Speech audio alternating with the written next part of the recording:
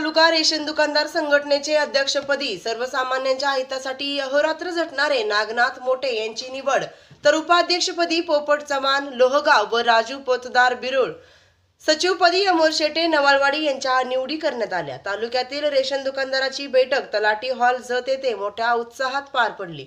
या बैठकीत रेशन दुकानदार संघटनेची नूतन कार्यकारिणी निवडण्यात आली। सदस्यपदी अशोक हिरगोंड, एम.बी. पाटील, विपुल शिंदे, शरद चव्हाण, पमाताई सकपाळ, इराप्पा कमतगी, महेश थोरवे, महबूब मुजावर, दादा डिक्सल, अमोल साबळे, राजू पुजारी, राजू शिवाप्पा रेऊर यांची निवड करण्यात आली।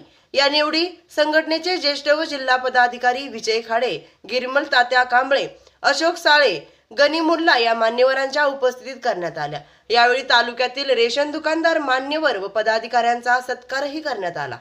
यावेळी अध्यक्ष नागनाथ मोठे म्हणाले की रेशन दुकानदाराच्या अडचणी सोडवण्यासाठी शासन दरबारी प्रयत्न करणार।